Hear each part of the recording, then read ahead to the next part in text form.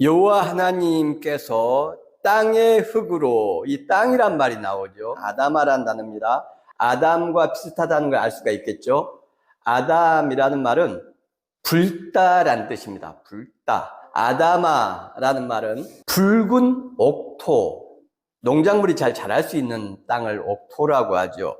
그러니까 여기에 쓰인 땅이란 말은 붉은색에 경작할 수 있는 토지, 육지, 토양, 이것을 아담아라고 합니다. 여기에 쓰인 땅이란 단어예요.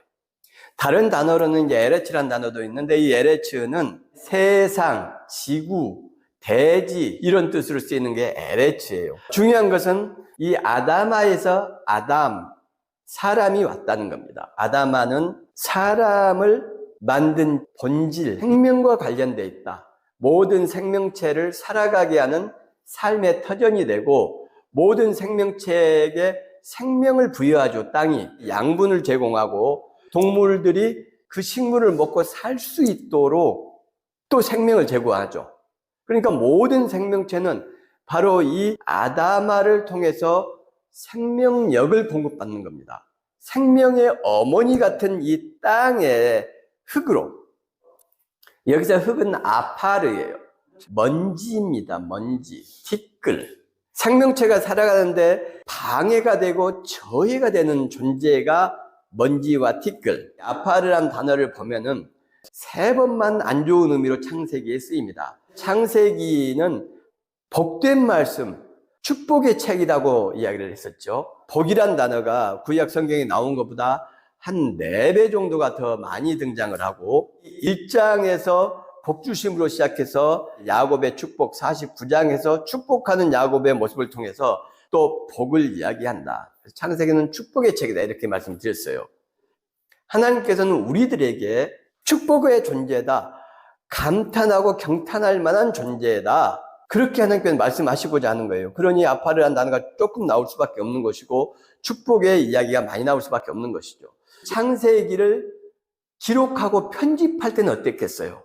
나라가 무너지고 지도자들이 다 잡혀가고 정말 절망적이고 고통스러운 상황 속에서 희망을 발견할 수 없는 사람들에게 이런 내용을 가지고 용기를 주는 겁니다. 삶의 희망을 주고 미래에 대한 비전을 갖게 되고, 특히 젊은이들에게 그런 의도가 구약 성경 전체에 깔려 있어요. 그러니까 항상 이 성경을 읽을 때는 이걸 애초에 편집했던 아주 암울하고 어두운 상황, 그때 이것은 그들에게 어떤 의미였을까를 먼저 질문을 해야 우리가 성경을 바로 이해할 수가 있습니다. 먼저 그걸 질문해야 돼요. 그 다음에 그러면 지금 내 상황에서 이 말씀은 어떤 의미일까? 원래 그들에게는 희망과 용기를 주기 위한 격려의 하나님의 메시지고, 또 역사적인 산물이기도 하고 그런 실제적인 배경이 있지만, 그러면 지금 나에게는 이 말씀이 어떻게 하나님의 말씀이 되는가? 나에게는, 그 사람들에게는 하나님의 말씀으로 역사해서 시체와 다름없던 나라와 민족이 가장 힘 있는 나라 중에 하나로 세계 정치사에 있죠. 그러니 어떻게 하면 이 말씀이 나에게 하나님의 말씀으로 역사하셔서 나와 내 가족의 삶과 내 공동체의 삶에 직접적으로 기적적으로 역사하느냐, 이게 중요한 거죠. 그러려면 적용을 제대로 해야 된다는. 아담아는 생명을 존재하게 하는 긍정적인 존재인데, 아파르는 생명을 죽이는 존재예요. 이 아담아에는 먼지와 티끌이 없어야 되겠죠. 그래서 하나님께서 가장 부정적인 아파르, 먼지, 티끌을 뽑아서 온 우주에서 유일한 가장 거룩하고 영광스러운 존재, 하나님의 형상과 모양으로 만들어버린 거예요. 하나님의 은혜와 사랑이죠.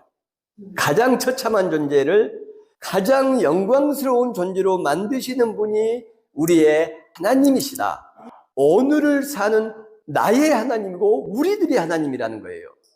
오늘 2024년을 사는 우리 삶에서 실제적으로 역사하시고 일하시고 도움을 주지 않는 하나님이라면 우리가 그 하나님을 신앙할 필요가 없죠.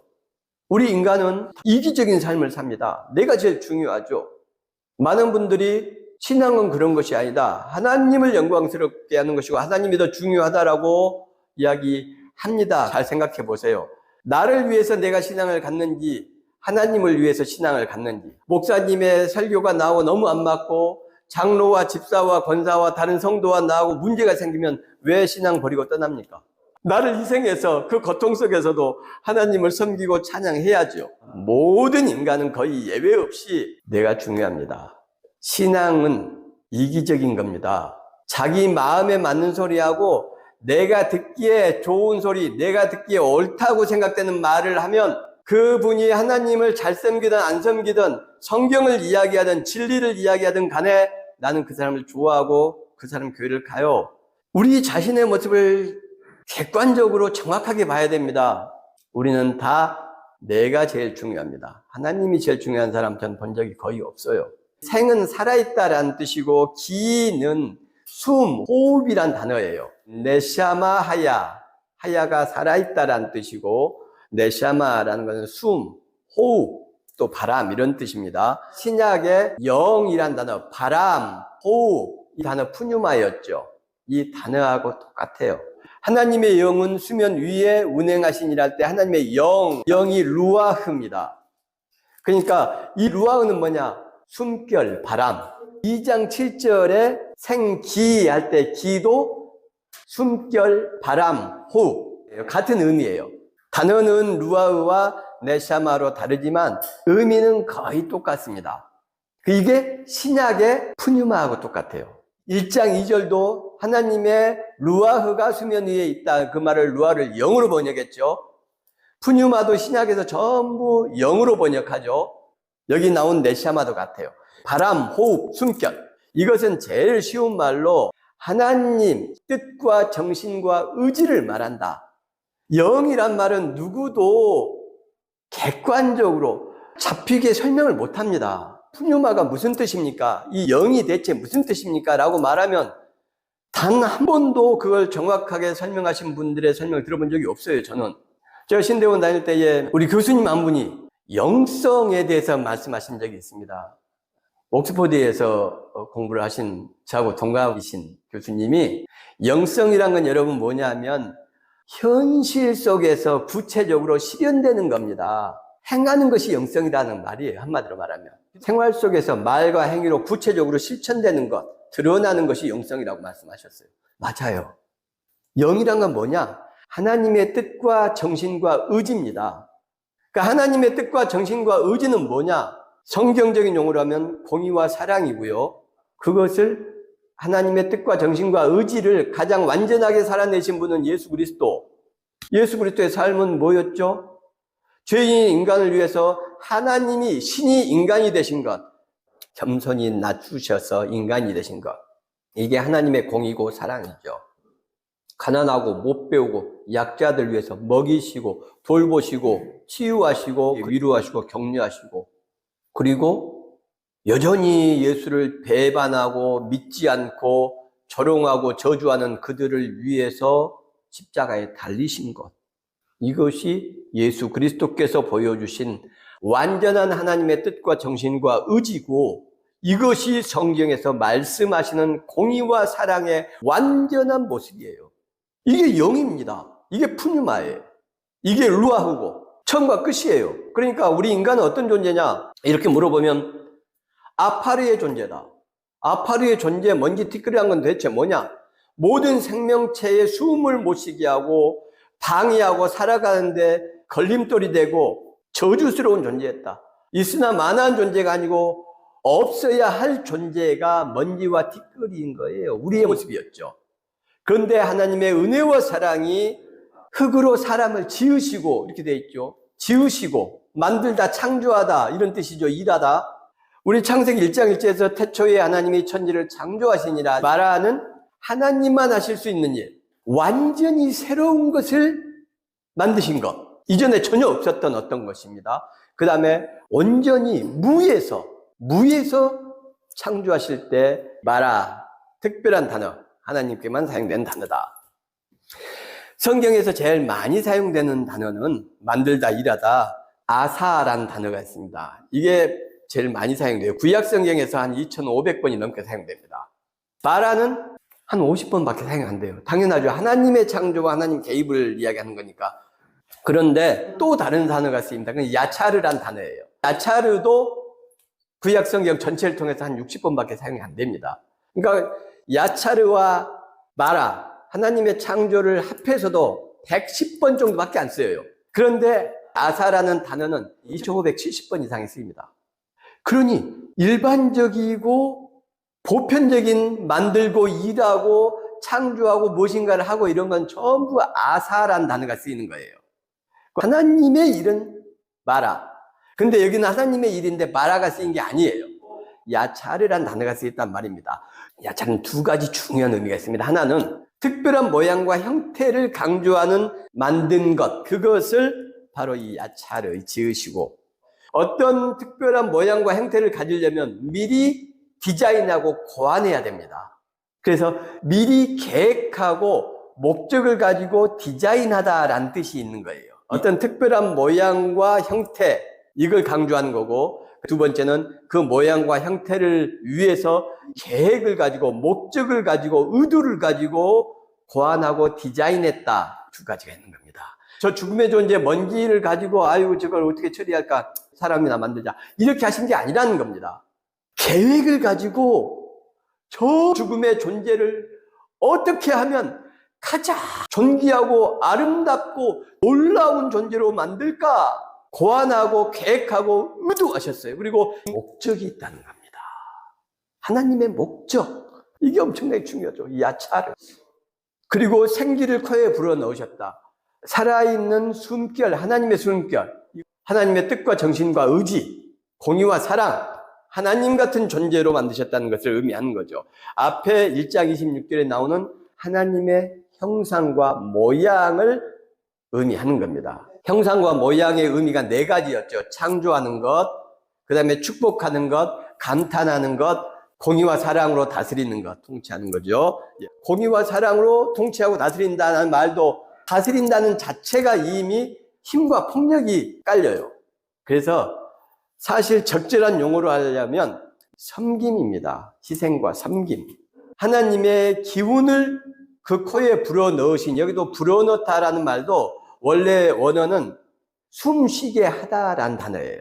하나님의 정신과 뜻과 의지를 넣어서 숨쉬게 살아있게 했다는 뜻이죠. 그래서 그 뒤에 나오는 생영이 되었다. 이 생영, 생이란 말은 하야, 살아있다.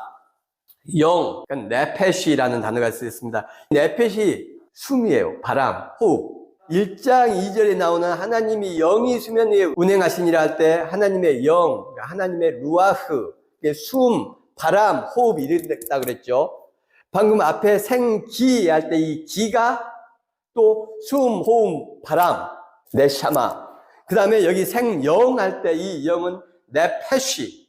이것도 숨, 호흡, 바람. 이게 전부 신약의 푸뉴마, 호흡, 바람, 숨결하고 똑같은 단어예요.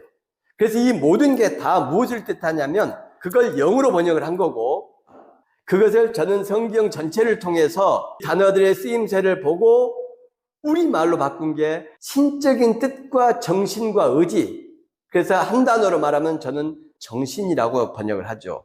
그리고 영어의 스피릿이 아주 좋은 번역이다라고 제가 이야기를 하는 것이고, 그러니까 영이란 단어가 나오거나 성령이란 단어가 나오거나 이렇게 되면 신약이고 구약이고 간에 전부 바꿔보세요. 하나님의 정신, 이걸로. 문맥이 너무너무 부드럽게 쉽게 연결되고 익힙니다.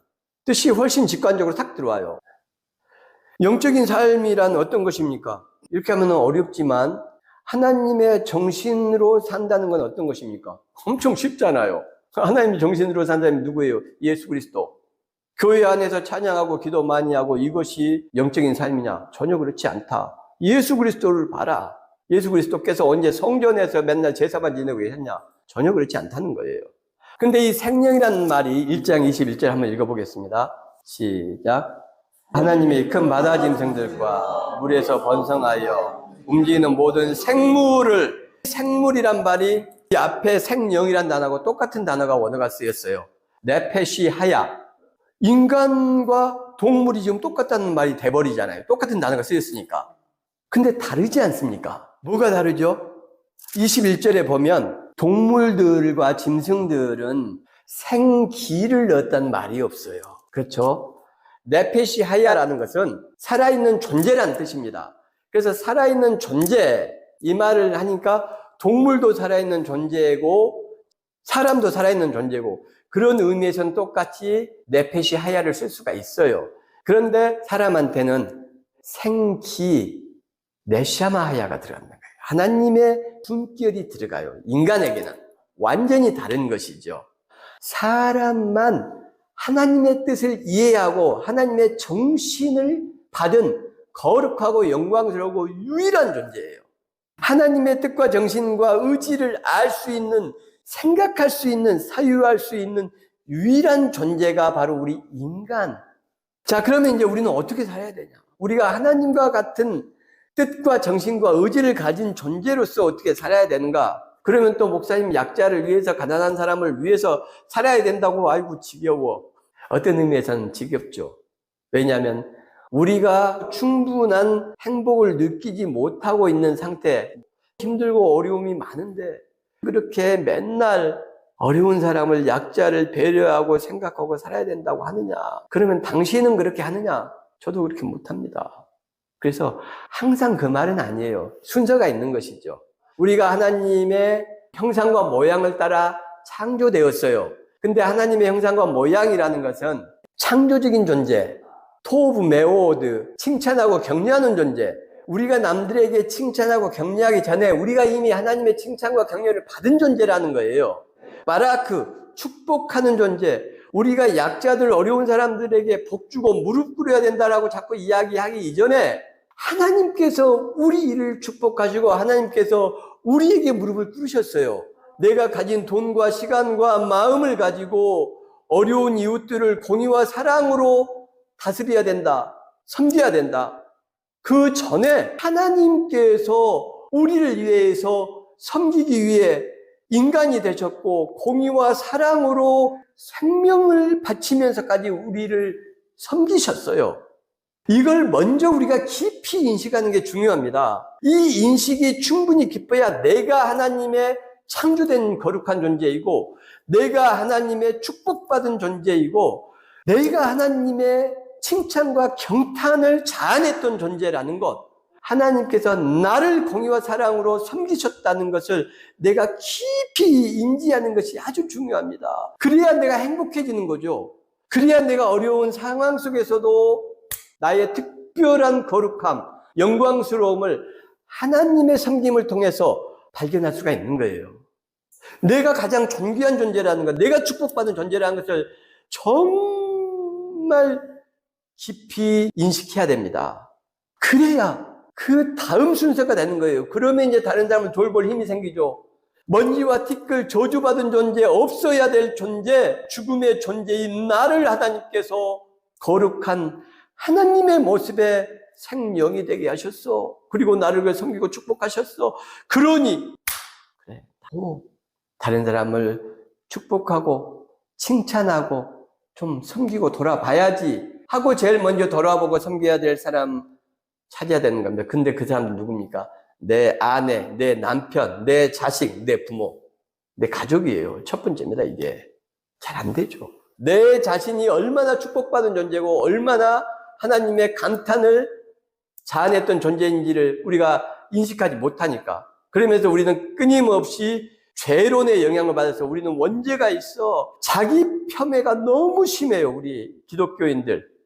그러니 내 안에 있는 거룩성과 영광스러움을 발견하지 못하는 겁니다. 하나님의 형상이 있는데 그걸 발견하지 못하는 거예요. 내 안에서. 그러면서 죄 지은 아담의 모습, 뱀의 꼬임에 넘어간 하와의 모습만 계속 내 안에서 발견을 하는 겁니다. 신앙적으로, 성경적으로 잘못된 거예요. 죄 짓기 전에 지금 1장, 2장에 하나님의 거룩한 모습이라고 계속 나오지 않습니까? 우린 축복받은 존재라고 하나님께서 계속 말씀하시고 강조하지 않습니까? 원죄가 있기 전에 거기 먼저 계속 있지 않습니까? 근데 왜 우리 자꾸 원죄 이야기합니까? 우리 안에 거룩한 하나님의 모습을 발견해야 돼요. 우리를 향하는 하나님의 감탄과 칭찬과 경탄을 우리가 발견해야 됩니다. 그리고 내 가족과 아내와 자녀들과 부모들을 칭찬해 주시고 격려해 주시고 용기와 희망을 뜯어주시고, 그리고 공동체와 내 직장 속 그리고 이웃들을 살펴보는 것입니다. 그것이 하나님의 형상으로 살아가는 거예요. 하나님의 형상으로 산다는 내용의 좋은 시가 있습니다. 이현주 감리교 목사님의 시입니다. 너는 흙이니 흙으로 돌아가라. 너는 흙이니 흙으로 살아라. 죽어서 흙 될 생각 말고 너는 살아서 흙으로 살아라.